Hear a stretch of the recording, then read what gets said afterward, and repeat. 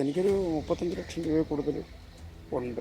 ഇതിപ്പോൾ ഒന്നും ചെയ്യാനും പറ്റാത്തൊരവസ്ഥയിലേക്ക്. ഓരോരുത്തർ വന്ന് പ്രശ്നങ്ങൾ ഉണ്ടാക്കണം എന്നുള്ളത് വെളിയിൽ നിന്ന് അറിഞ്ഞു. അങ്ങനെ ഞാൻ ചെന്ന് ചോദിച്ചു. 50,000 പേര് കൂടി മെനിയാന്ന് മരിച്ചതിൻ്റെ അന്ന് വന്ന് അവർ ഭയങ്കര പ്രശ്നമായി. പോലീസ് ഇടപെട്ട് പോലീസാണ് അവരെയൊക്കെ നീക്കം ചെയ്ത് നിർത്തിയേക്കുന്നത്. പ്രസിഡന്റിനെ നമ്മൾ പിന്നെ കണ്ടിട്ടേ ഇല്ല.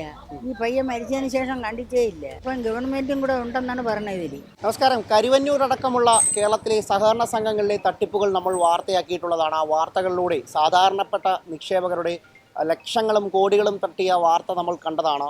വീണ്ടും വീണ്ടും കേരളത്തിൽ സഹകരണ ബാങ്കുകളിൽ ഇത്തരത്തിലുള്ള തട്ടിപ്പുകൾ ആവർത്തിക്കുന്നു.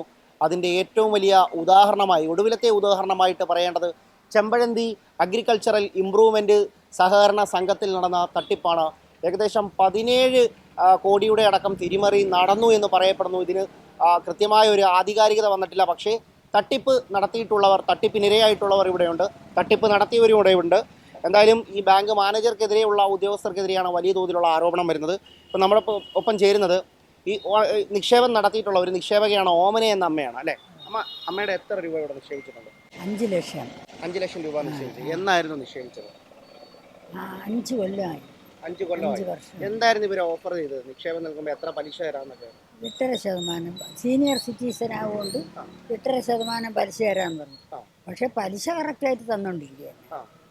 ഈ മാസം ഞാൻ പിൻവലിക്കാൻ പറഞ്ഞപ്പോൾ പറഞ്ഞ് അത് ഒരു 3 മാസം കൂടെ കഴിഞ്ഞ് തരാമെന്ന് പറഞ്ഞു. ഇപ്പോഴും ഈ മാസം തരാമെന്ന് പറഞ്ഞപ്പോൾ ഇവിടെ പ്രശ്നമായി. പിന്നെ നമ്മൾ അങ്ങോട്ട് പോയില്ല, ചോദിച്ചതുമില്ല.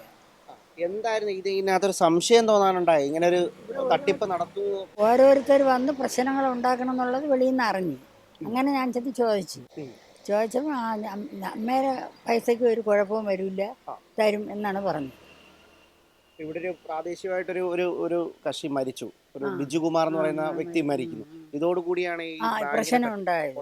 അതെങ്ങനെയായിരുന്നു ആ പയ്യൻ കുറച്ച് പൈസ ഇവിടെ ഇട്ടിരുന്നെന്ന് പറയണ്. അവരെ നിന്ന് ലോൺ എടുത്തെന്നും പറയണു. പക്ഷെ അവരെ നിന്ന് ലോൺ എടുത്ത പൈസ തിരിച്ചടയ്ക്കാത്തത് കൊണ്ട് അവർ ചിട്ടി പിടിച്ച പൈസ നിന്ന് പകുതിയെ കൊടുത്തോളെന്ന് പറയുന്നു. അതിൻ്റെ പ്രശ്നങ്ങൾ എന്താണെന്ന് നമുക്ക് അറിഞ്ഞൂടെ വേണേ. അതാണ് കാര്യം. പക്ഷെ അവൻ കയറി തൂങ്ങിച്ചെത്തു. ഇതിനുശേഷം ഒരു നിക്ഷേപകൻ തൂങ്ങിച്ചെത്തതോടുകൂടിയാണ് ഈ വാർത്തകളിലേക്ക് വരുന്നത്. അതുവരെ കുഴപ്പമൊന്നും ഇല്ലാതെ വെച്ചോണ്ടിരുന്നേ. ഏകദേശം എത്ര പരാതി, നിലവിൽ എത്ര പേര് ഇതേപോലെ ഈ ആശയക്കുഴപ്പത്തിലുണ്ട്? ഈ 10-50 പേരുണ്ട്. ഇപ്പോഴും തന്നെ വന്നത് തന്നെ, ഇന്നലെ തന്നെ ഒരു 10-50 പേര് വന്ന് അവർ ഭയങ്കര പ്രശ്നമായി. പോലീസ് ഇടപെട്ട് പോലീസാണ് അവരെയൊക്കെ നീക്കം ചെയ്ത് നിർത്തിയേക്കുന്നത്. അങ്ങനെയാണ്. ഈ അഡ്വക്കേറ്റ് ജയകുമാർ എന്ന് പറയുന്ന ബാങ്ക് മാനേജർ, ഇദ്ദേഹത്തിന്റെ നിലപാട്? പ്രസിഡന്റാണ്, മാനേജറില്ല, പ്രസിഡന്റാണ്. പ്രസിഡന്റിന്റെ നിലപാടെന്താണ്? പ്രസിഡന്റിനെ നമ്മൾ പിന്നെ കണ്ടിട്ടേ ഇല്ല. ഈ പയ്യൻ മരിച്ചതിന് ശേഷം കണ്ടിട്ടേ ഇല്ല. അദ്ദേഹം ഒളിവിലാണ്. പോലീസ് അന്വേഷണം നടക്കുന്നുണ്ടല്ലോ. അന്വേഷണം നടക്കുന്നത്. ഇതൊരു സ്റ്റാഫാണ് ഈ വരണത്. എന്താണ് ഇവരുടെ ഭാഗത്തുനിന്ന് ഒരു മറുപടി നൽകുന്നത്? എന്താണ് ഇത്രയും കോടികൾ പറ്റിക്കുന്നു, തട്ടിപ്പിക്കുന്നു? പക്ഷെ അവരെല്ലാം തിരിച്ചു കൊടുക്കുമെന്നാണ് പറയുന്നത്. നമുക്കറിഞ്ഞൂടെ എങ്ങനെയാണെന്ന് പോക്ക്. പക്ഷെ കൊടുക്കുമെന്ന് പറയുന്നത്. ഇപ്പം ഗവൺമെന്റും കൂടെ ഉണ്ടെന്നാണ് പറഞ്ഞത് ഇതിൽ. അവര് എന്തായാലും ഇത് നിക്ഷേപകർക്ക് കൊടുക്കുമെന്ന് പറയുന്നു. പിന്നെ ബാക്കിയുള്ള എനിക്ക് അറിഞ്ഞൂടെ. ഏതൊക്കെ ഘട്ടത്തിലായിട്ടാണ് ഇപ്പൊ 3 നിക്ഷേപത്തിന്റെ ഇതിനകത്ത്?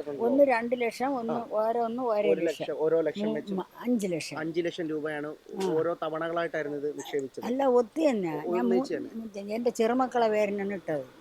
അപ്പൊ അവര് പറഞ്ഞ് ഓരോന്നും ആണെങ്കിലും പിൻവലിക്കാം, മൊത്തം വേണമെങ്കിലും പിൻവലിക്കാം. അപ്പം ഞാൻ ഓരോന്നായിട്ട് പിൻവലിക്കണമെന്ന് പറഞ്ഞു. അപ്പോഴവർ പറഞ്ഞ് ഓരോന്നായിട്ട് വേണമെങ്കിൽ അങ്ങനെ തരാം, മൊത്തം വേണമെങ്കിൽ അങ്ങനെയും തരാമെന്ന് പറഞ്ഞു. ഇത്രയും നമുക്കറിയാം. പക്ഷേ ജയകുമാർ എത്ര പേര് ഒരു സമരമായിട്ട് പ്രതിഷേധമായിട്ട് ഇവിടെ ഒരു 50,000 പേര് കൂടി മെനിയാന്ന് മരിച്ചതിൻ്റെ അന്ന്. പക്ഷേ നിക്ഷേപകർ ഇത്ര ഉണ്ടെന്നുള്ളത് നമുക്കറിഞ്ഞൂടെ വേണേ.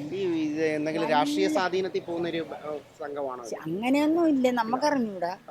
പക്ഷേ ഇവിടെ ഒരു കൗൺസിലർ ഉണ്ട്, ഉദയൻ. അങ്ങനെ പിന്നെ ഇങ്ങോട്ട് കണ്ടിട്ടേ ഇല്ല. പക്ഷേ ജയകുമാർ നേരത്തെയൊക്കെ നല്ല രീതിയിൽ പോയിക്കൊണ്ടിരുന്നതാണ്. പിന്നെ ഇതെങ്ങനെ പറ്റിയെന്ന് പറഞ്ഞാൽ അങ്ങനെ ഒരുപാട് പേര് പറ്റിച്ച്, അങ്ങനെയുള്ള പറ്റിപ്പും ഉണ്ട്. പിന്നെ നമുക്ക് അറിഞ്ഞൂടാ മോനെ ഇതെങ്ങനെ മുമ്പോട്ട് പോയെന്നുള്ളതും അറിഞ്ഞൂടാ. എങ്ങനെയാണ് ഇത് തുടങ്ങിയ എത്ര കാലമായി ഈ ഒരു സംഘം ഇവിടെ വന്നിട്ട്? ഇത് വന്നിട്ട് വരണത് ഇതാണ് ആദ്യമായിട്ടാണ് ഈ പരാതി വരുന്നത്. സംഘം വന്നിട്ട് 10-15 വർഷമാവും. നമ്മളെ നമ്മളെ ഇവിടെ ഒരു നീതി സ്റ്റോർ നമ്മളെ കട എടുത്തിട്ടുണ്ട്. അതിലൊന്നും ഒരു പ്രശ്നവും ഇല്ലായിരുന്നു. വാടക എല്ലാം നമ്മൾ കഴിഞ്ഞ മാസം വരെ നല്ല കൃത്യമായിട്ടൊക്കെ തന്നുകൊണ്ടിരുന്നത് തന്നെ ഒരു പ്രശ്നവും ഇല്ല. നല്ല രീതിയിൽ പൊയ്ക്കൊണ്ടിരുന്നു. അങ്ങേരെ പറ്റി വേറെ പറയാനില്ല. ആ ജയകുമാർ എന്ന് പറഞ്ഞ ആള് അണിയൂർ ബാങ്കിലിരുന്ന ആളാണ്. അവിടെ നിന്നാണ് ഇവിടെ ഒരു കെട്ടിടം എടുത്ത് ഇവിടെ ആയത്. ഇവിടെ ഇരുന്ന കാലം അത്രയും നമുക്ക് ഈ പയ്യൻ മരിക്കുന്നത് വരെ നല്ല രീതിയിൽ തന്നെ മുൻപോട്ട് പോയിരുന്ന. പിന്നെ ഇപ്പൊ എങ്ങനെയാണ് പറ്റിയെന്നുള്ളത് നമുക്കറിഞ്ഞില്ല. ഇത്രയും വലിയ പ്രശ്നങ്ങളിലേക്ക് എത്തുമെന്ന് അറിയില്ല. ഒരുപാട് സ്റ്റാഫും ഉണ്ട്. 10-15 സ്റ്റാഫുള്ള ഇടമാണ്. സ്ത്രീകളും പുരുഷന്മാരുമായിട്ട് നല്ല നല്ല സഹകരണമുള്ള ബാങ്കായിരുന്നു. നല്ല ചിട്ടിയും ലോണും എല്ലാം ഉണ്ട്. എന്താണ് ഇങ്ങനെ വന്നതെന്ന് കേട്ടാൽ എനിക്കറിഞ്ഞൂടാ. എനിക്ക് ഞാൻ കുറച്ച് വസ്തു പറ്റി മോളെ പഠന കാര്യത്തിന് വേണ്ടിയാണ്. അവൾക്ക് ഇപ്പോഴത്തെ PGയുടെ അഡ്മിഷന് വേണ്ടി ഒക്കെ എടുത്തതാണ്. അപ്പം ഇതിനിടയ്ക്ക് പിന്നെ ഈ ക്വസ്റ്റ്യൻ പേപ്പറും ചോർച്ചയും ഒക്കെ ആയപ്പോൾ വന്നിട്ടില്ല. അപ്പം അവസാന നിമിഷം വരെ ആയിട്ട് എടുക്കാമെന്നുള്ളതിൽ ഇരിക്കുകയായിരുന്നു. അത് നമ്മൾ കൂടെ വന്ന് പറയുകയും ചെയ്യും.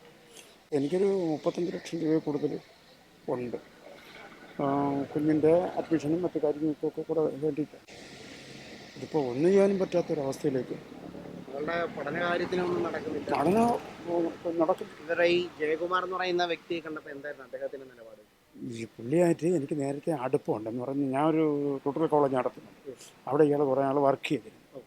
ആ വർക്ക് ചെയ്തിരുന്ന ബന്ധങ്ങൾ ഒക്കെ വെച്ചുകൊണ്ട് പുള്ളിയൊരു പാവപ്പെട്ട കുടുംബത്തിൽ നിന്ന് വന്നതാണ്.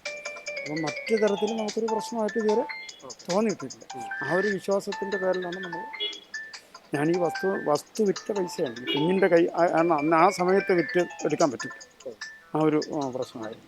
കരുവന്നൂരടക്കമുള്ള സഹകരണ സംഘത്തിലെ ക്രമക്കേടുകൾ വലിയ ചോദ്യമായിട്ട് കേരള ജനതയ്ക്ക് മുമ്പിൽ നിൽക്കുമ്പോഴാണ് വീണ്ടും ചെമ്പഴന്തിയിൽ സഹകരണ സംഘങ്ങളിലെ ഇത്തരത്തിലുള്ള സാമ്പത്തിക ക്രമക്കേടുകൾ വീണ്ടും ആവർത്തിക്കപ്പെടുന്നത്.